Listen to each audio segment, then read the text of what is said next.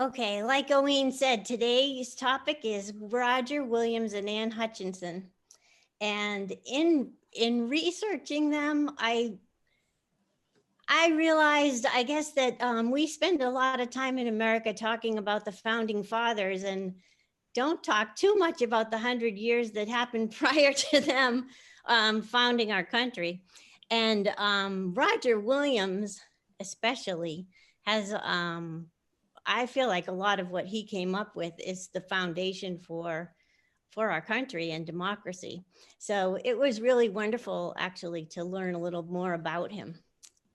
He was born in 1603, and how he came to his views, I think the best way to look at it is to go back and look at the history of England real quick, because it's really England in the early 17th century and the last half of the 16th century there was a lot of power, blood, intrigue over religion, who's running the country, and that all shaped, I think, where he ended up in his thoughts.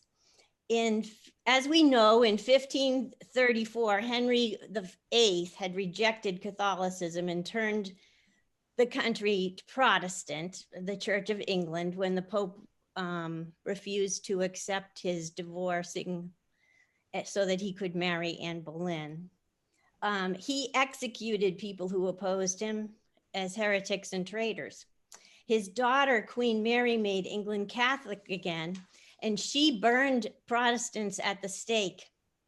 Queen Elizabeth turned it Protestant and executed Catholics who plotted against her, including her cousin Mary, Queen of Scots.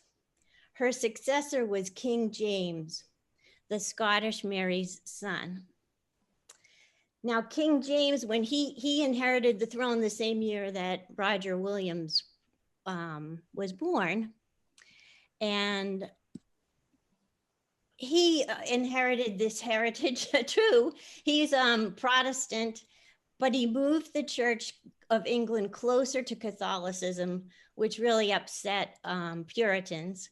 2 years after he took the throne, he survived the gunpowder plot, where they tried to blow up Parliament and assassinate him. This was a Catholic group that tried to do that. And another thing that he did that also incited a lot of, I guess, dissension among the Puritans was his King James version of the Bible. He authorized a new version of the Bible in 1604, thinking that if he put the Bible in the hands of the people, and also I think he intended for the Bible to support his authority as king, that was something that was sort of his thinking behind the King James Version. When it came out in 1611, I think it had a little different effect. In effect, it democratized the Bible. People had it in their hands for the first time, and they weren't really that enthralled with the king being the authority of the church.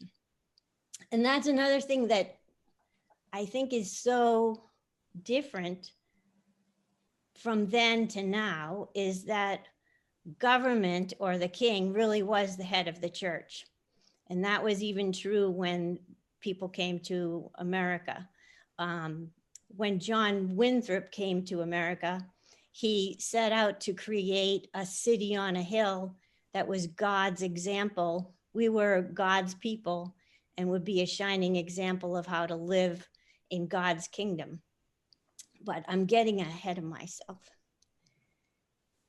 James, one of James' big opponents in Parliament was Sir Edward Coke. And can you see the whole slide, or should I move the little things over? We can see it. It's okay. Good. Yeah. Sir Edward Coke was really one of England's greatest jurists or lawyers, and a proponent of common law. And the reason he's important, to Roger Williams' story is he actually took Roger Williams in as a young man. At the age of 13, Roger Williams knew how to do shorthand, which was a skill that was very useful to a lawyer like Sir Edwin Coke. So he would take young Roger Williams with him to meetings of Parliament, to meet the king, and take notes. So Roger Williams was somebody who really had a lot of access to kings and government and law at a very young age. He heard things, what I have on this slide are some of the things that Coke wrote about common law. And he is the person who said that a man's home is his castle. The house of an Englishman is to him as his castle.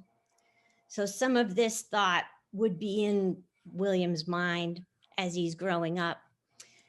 And Edward Coke so much liked Roger Williams that he often referred to him as his son and put him through school at Cambridge University. He went to Pembroke College.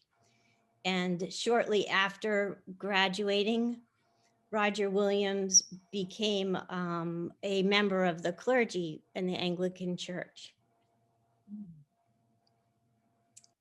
Let's see.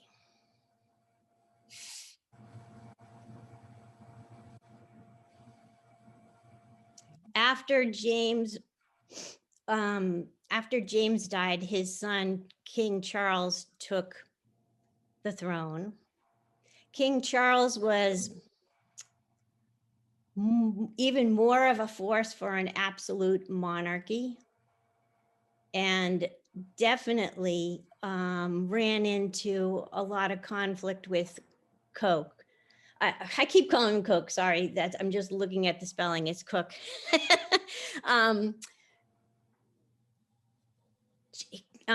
James sent Coke to the Tower of London because of his views that you couldn't tax people without consenting Parliament. And Charles also had advocates like the Archbishop of Canterbury, William Laud, who supported a high Anglican church. They wanted to return to the fancier cathedral styles of Catholicism. Clerics had to wear the surplices. Everything had, in a Puritan's eye, this was a more Catholic view of the church. And again, because there was absolute monarchy and the government ruled the church, if you didn't follow these rules, you could easily be imprisoned. And it wasn't unusual for the Archbishop of Canterbury to cut off the ears or the hands of somebody who didn't follow the rules. So for this reason, many people, many ministers were fleeing England and heading over to America for freedom. So early in this class period of the Wise Women, Wise Men, Oween shared her story and showed us this cosmic egg that's on here. One of the reasons why these people interested me, and I thought I'd try to take on one of these little classes with you, is that I have an ancestor, he was not a Puritan, but he joined the Pilgrims on the Mayflower voyage. His name was Stephen Hopkins, and he was the only person on that ship who had actually been to the Americas before. He had been to the settlement of Jamestown, and there he learned a lot about Indians and hunting. He had to return to England because his wife at home in England had died and left 3 children behind. So he leaves Jamestown, goes back to England, gets married, and then brings this new family with him to America on the Mayflower. He served as a clerk to the ministers and was really instrumental with Governor Bradford in negotiating things with the Indians. What I did learn too was there's a very difference between a Pilgrim and a Puritan. The Pilgrims were leaving because they wanted to separate completely from the Church of England. The Puritans came over because they were, I'm going to use the word purifying the Church of England. They just, they still wanted to stick with the Church of England, but they wanted to worship in their own way and have their own rules, not be under the tyranny, I guess, of Archbishop Laud and King Charles I. So the American part of the story begins when John Winthrop leads 1,000 men and women to the Massachusetts Bay Colony. He lands actually in Salem, where some of the separatists already had a church. And believe it or not, they wouldn't allow him to preach because he didn't fit into their rules. And so he ends up with his troop going to Boston and setting up the church there. And he does his vision, which he tells them in a sermon on the ship on the way over here, is that their purpose is to establish a city upon a hill, to be dedicated to God, obeying God's laws, which are the 10 Commandments, and flourishing as God's image as a model for the whole world to see. Okay, Williams follows over a few years later. And he does so, I think, with trepidation, but he has to leave because of Laud. I mean, if he didn't leave, pretty much he was going to end up in an English prison, which, from what I understand, the English prisons were so horrible in those days that you most likely would die if you had to go to prison. So Williams reluctantly heads over to England to be a clergyman. Winthrop hails him as a godly minister. I mean, knowing that he had studied under Sir Edmund Coke and he had a good reputation in England as well. The Boston church family offers him a post as the teacher in the Boston church, and Williams is only 29 years old. And this is probably the highest post you could possibly have in Boston at that time. But Williams is also a little bit full of himself and has a lot of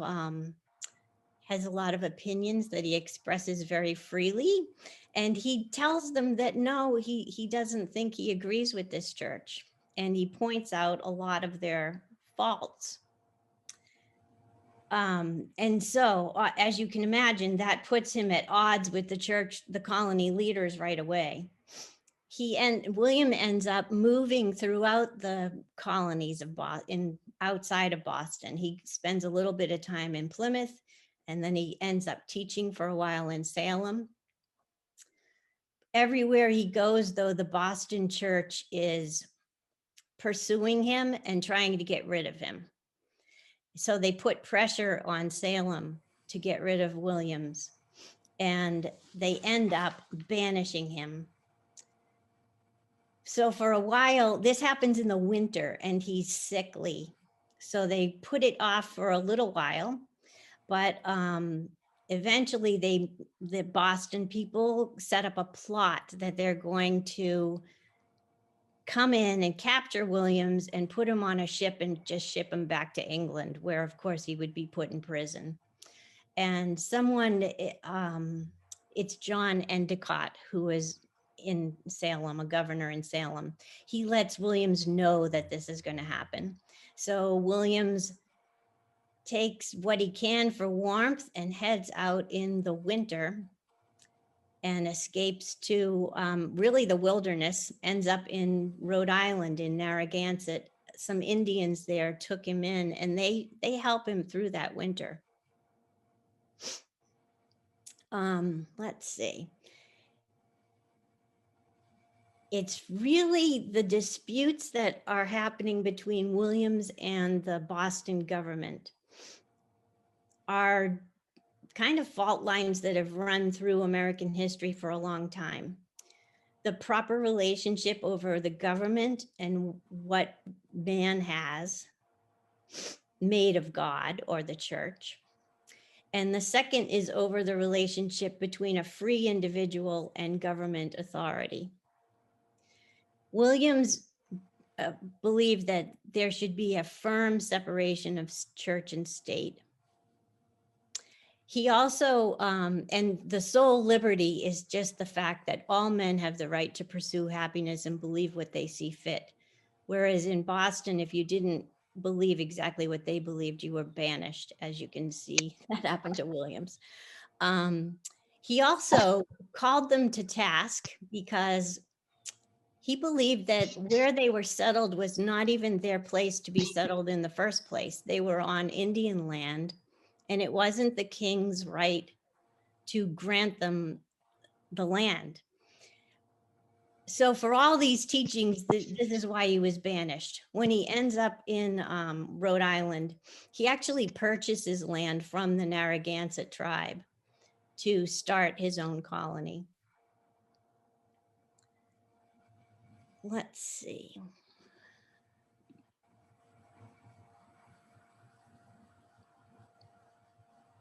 He helps the Indians with the Pequot War.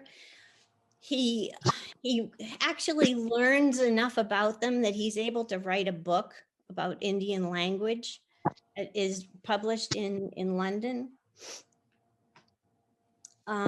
He is someone who, I think after that war, he realizes even more how much the Indians are a people. They were looked at as demons, I think, by the English, or just non-people.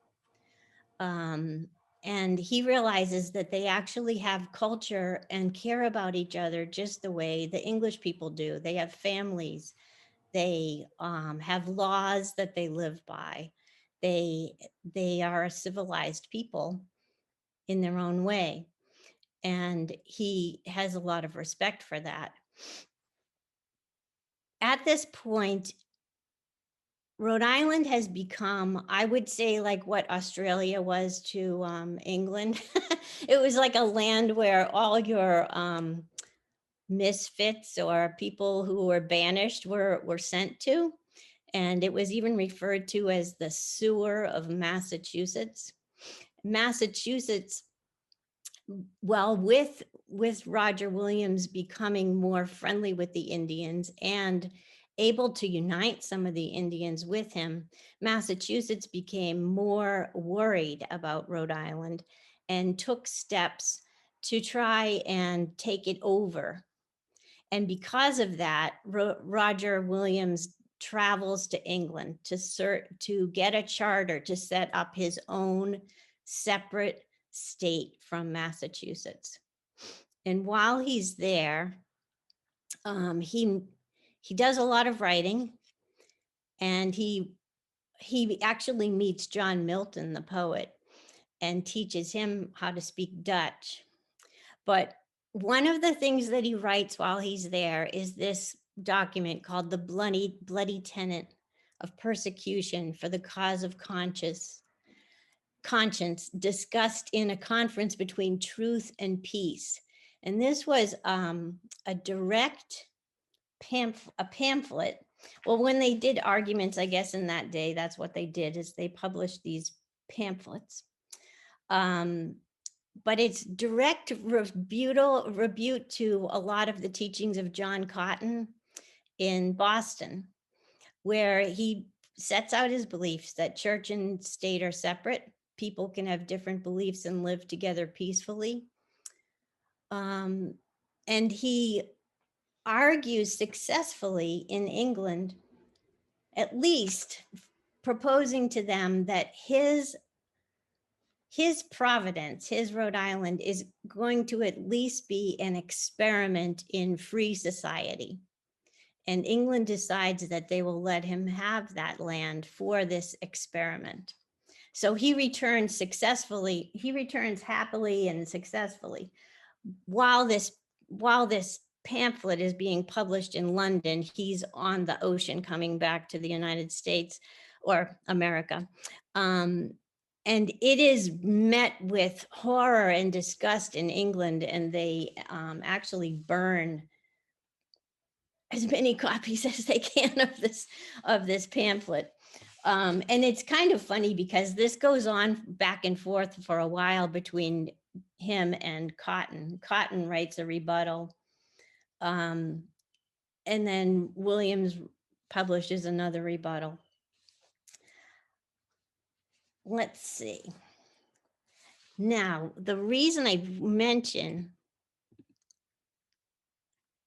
John Cotton is because that's one of the things that he has in common with Anne Hutchinson. Anne Hutchinson, in England, she was the daughter of a clergyman, John Marbury, Francis Marbury. He was also a school teacher and gave Anne a really fabulous education. She was very learned for a woman in those days.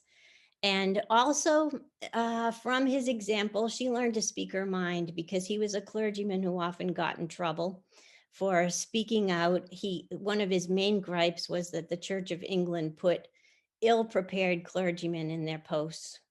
And he'd been thrown into prison several times over statements like that. She married William Hutchinson. For a time that her father was in London, and she met William Hutchinson there. And then they returned to Alfred, which is where she was born. And they began to follow John Cotton, who was a preacher in the nearby port of Boston.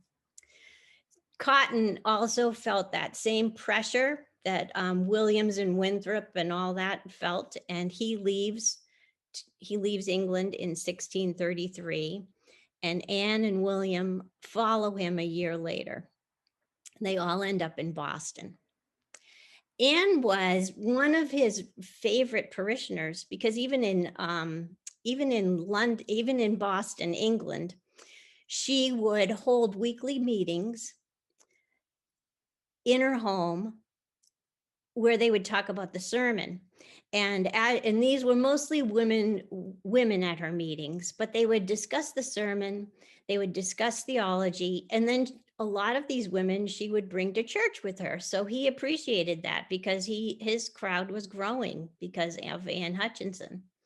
So when she came to Massachusetts Bay, she did similar things. She held weekly meetings. These meetings grew in popularity, and soon men joined them. And at one point, she had up to 60 people in her home and was holding these meetings twice a week.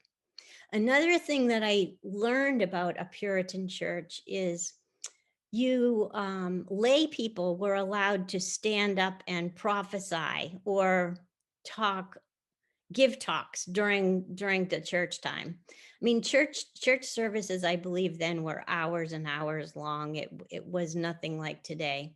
So yes, they would listen to a sermon, but lay people were also allowed to stand up and talk. Anne got into trouble, I guess, with everybody, because she advocated a covenant of grace, meaning that you were saved by God's grace and not by any action that you can take on your own part. And John Cotton preached this. She also believed, because at one point in her life, she turned away from God, and she heard God's voice, much like Saul did, saying to her, "Why are you persecuting me?" and calling her back into communion with him. So she believed that God's chosen heard God's voice, and that they could also recognize each other. And she began to point out people in the community that she believed knew God. I'm sure that would even be a controversial thing to do today. John Winthrop at one point becomes very threatened by these meetings that Anne's holding and the fact that she's growing so popular. And he accuses her of slandering the local ministers. She's most famous for the trial and for this antinomian controversy, which is the good works versus grace. And also maybe, I don't know whether God speaks to us individually as part of that controversy, but it's definitely part of something that people took issue with Anne. She defended herself very intelligently at these trials. She was well spoken, but she is convicted and sentenced to be banished. She's held in custody for a while. I think they were giving her a chance to recant her beliefs and be welcomed back into the church, but she refuses. And then just to add insult to injury, in my opinion, she is tried before the Boston church and she's formally excommunicated. And John Cotton is part of that group that excommunicates her. So she and her family go to Rhode Island because that's where dissident people went to escape the tyranny of Boston. She settles in Portsmouth, Rhode Island, or what is now Portsmouth, Rhode Island. After being there for about 4 years, her husband dies. And this is during the period which I talked about earlier, when Roger Williams is over in London trying to get his charter for Rhode Island because Massachusetts is threatening to take over Rhode Island. And those threats that she's hearing compel her to just move out of Rhode Island. She doesn't want to be anywhere near anybody from Boston. And she moves to New Netherland, which is New York.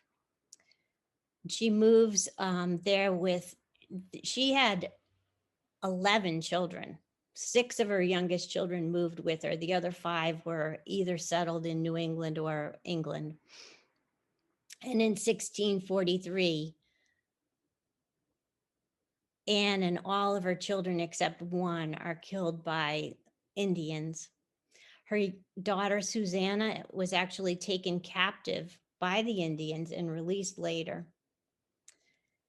And John Winthrop proclaims her death as a manifestation of divine judgment, which is really unbelievable. I also read that in 1987, Michael Dukakis pardoned her, which is, I don't know. I'm glad that that happened, but it just seems like way too late. Took an awfully long time. But so there's 2 people where, I mean, Anne, I think, brought forth a lot for women, a woman's voice in the church. And even the whole idea of grace versus works. I mean, that's just very profound and something that, well, I think people might even debate that today. Let me see. That's the end of my slideshow. I'll stop sharing. But I found the whole history really interesting and impactful. And I don't know whether anybody else, if you have anything you want to add, please do. I don't have any formal questions prepared for you.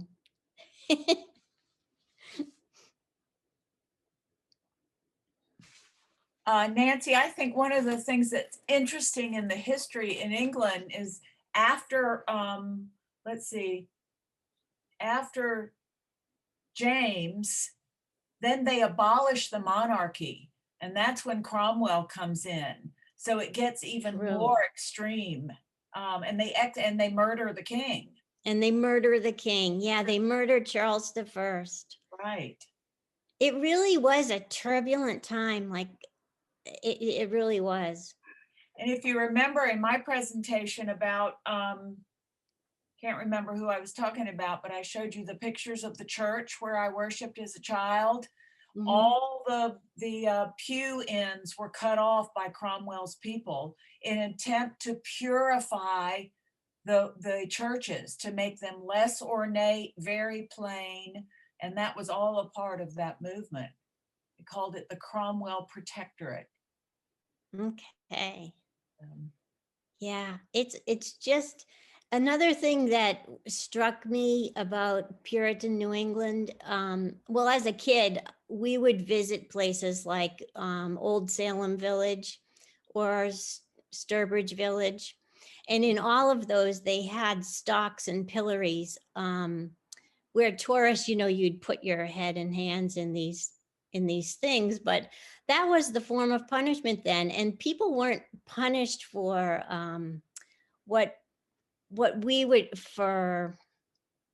they were punished for silly things, like more moral things, I guess I should call it, not silly things, but drinking too much, swearing, talking during a sermon. I mean, they were just, and the idea would be you'd just have to be humiliated in public by standing there like that, and people could throw things at you while you were in this position. I don't know. It was just very different time. It was a big improvement from dunking them in the water and trying to determine if they were witches or not. True. Although, that's Salem's claim to fame. Right. The Salem witch trials. So the witch trials. Absolutely. Yeah. Yeah, you could be put to death for your belief, which is a bit of a stunner, since the founding of the United States they weren't the United States then, but the founding of America had to do with balances of power and freedom of speech. I mean, that's what the impeachment trial has been talking about, First Amendment. Do you have freedom of speech? Do you have freedom of assembly? Do you have an ability to follow a religious tradition that's not endorsed or mandated by the state? So the social conformity and the consequences were pretty heavy. And they still can be, right, Owen?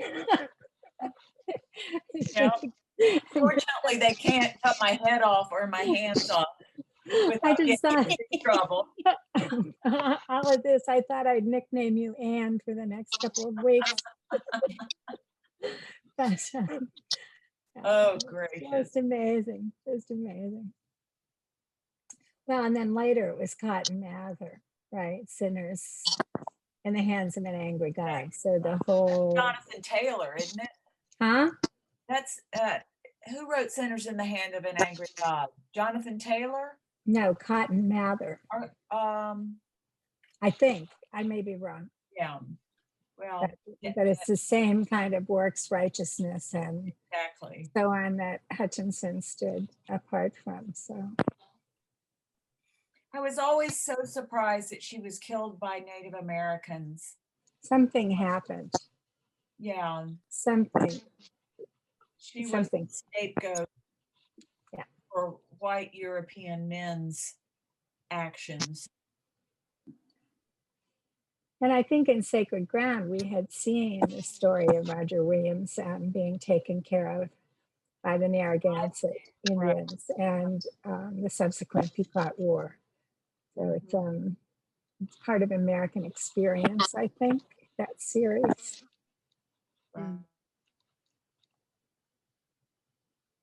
Yeah, and Roger Williams did really point out that hypocrisy that you were talking about, Linda, where people came over to be free, and yet you were not free at all in your speech or your actions. Well, they'd been socialized, right, to conformity, and as we know, emerging paradigms aren't always transformational. They're just the same iteration with another bunch of characters. So it's very, yeah, it can be not a clean linear history. And certainly in Canada, I mean, the Queen's the head of the church. Mm-hmm. Yeah, that's still true. There's a big piece of conformity here still.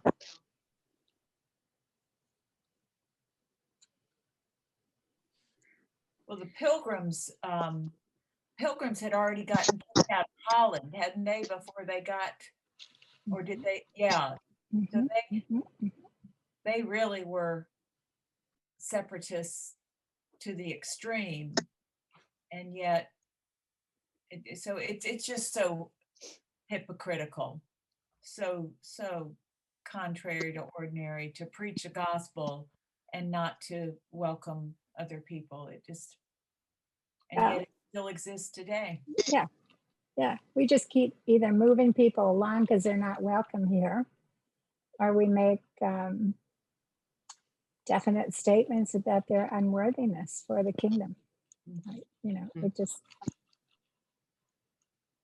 it's kind of sad. I have a current story about the church our church, the Episcopal Church in this diocese, and the witch hunt in Salem. I was just getting ready to get out of college. I had to do a paper, and I did it on the witch hunt. And all of y'all know that I am a nurse. Not years, but a few years later, I get a call at 11 o'clock p.m. from a priest over at the camp, before it was moved to Live Oak at the other camp. And he says, the nurses quit, and can you call and try to find me a nurse to come over? This is 11 o'clock at night. So I said, I'll do what I can. So the next morning I get up and I told my husband, I said, I'm going to take the children and just go over and do it myself. This is when you had 2-week-long sessions with kids.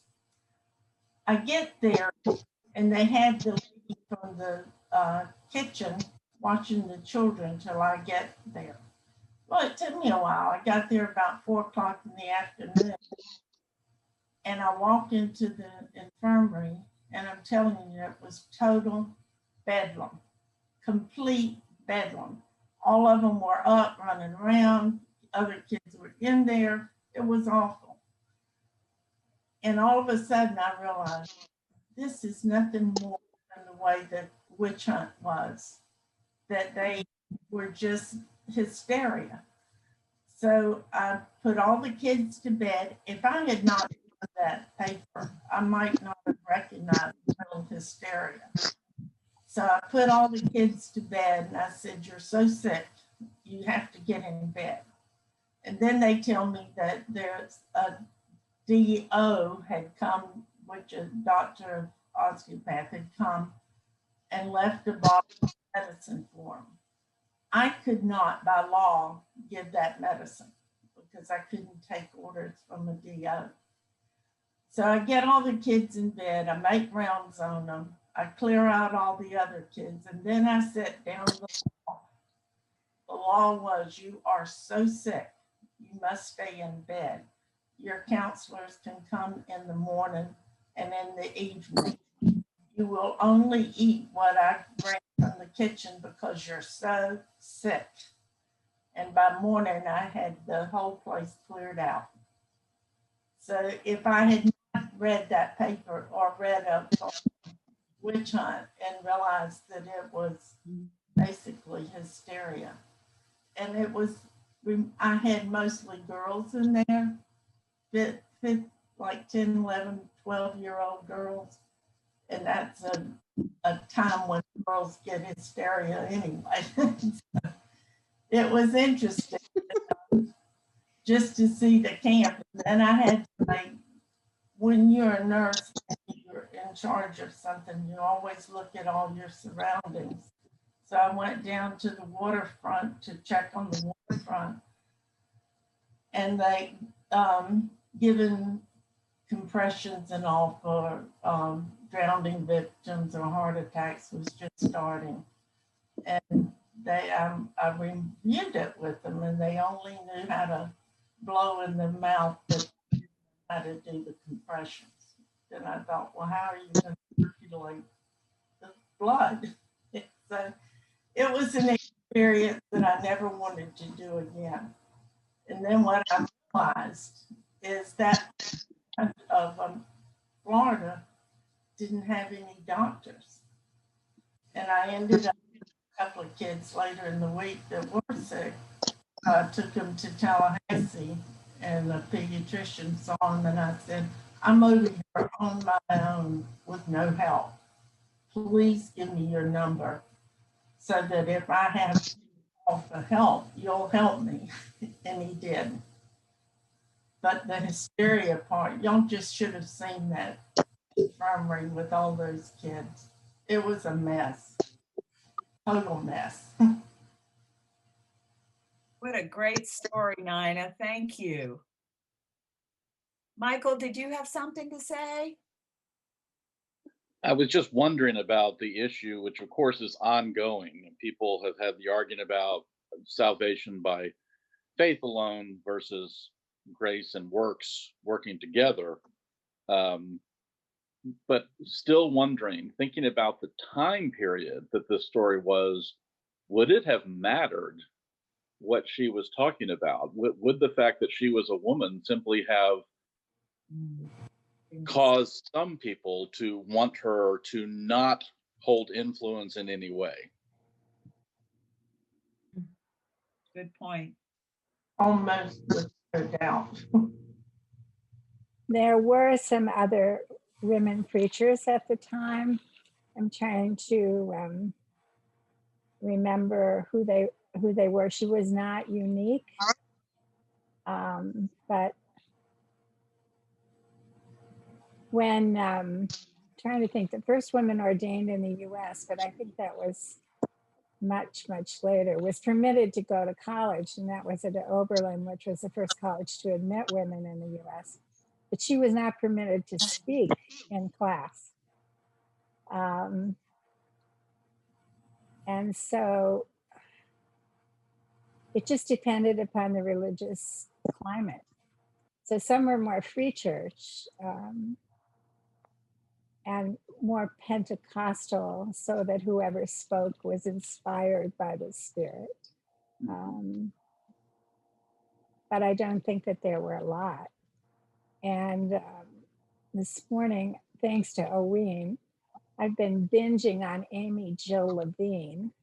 There are, I don't know how many videos of her on YouTube. She's the professor of Jewish studies and New Testament at Vanderbilt in Nashville. And so I watched an hour this morning of her talking about women and the misrepresentation of women in both, well, mostly in the Hebrew, in the New Testament text, but talking about the comparisons with women in the Hebrew text, whether they had agency, whether they had voice, whether they were examples of independent thought, and so on. And she really demythologizes Christian understanding of the status of widows in the New Testament that we assume, or that male commentators have always assumed, that women had no agency. So it's a brilliant lecture. She gave it at Boston College, and I would recommend it.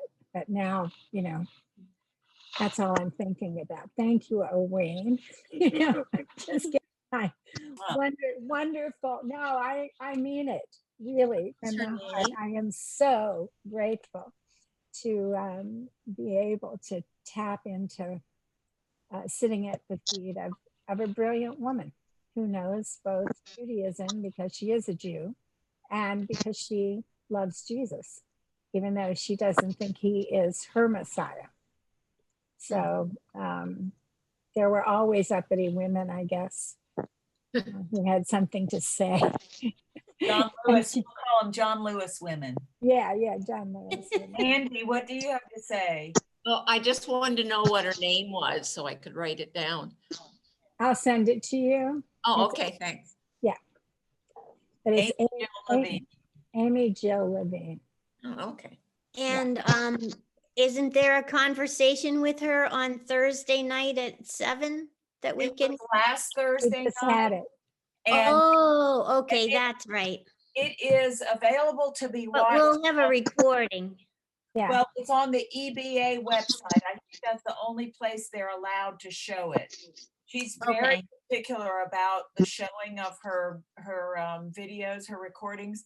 But these sermons there are some available on YouTube. You just Google her name, and she's done And some good work that I don't know if she even knows it's out there, but if you find it before they take it down, you'll enjoy it.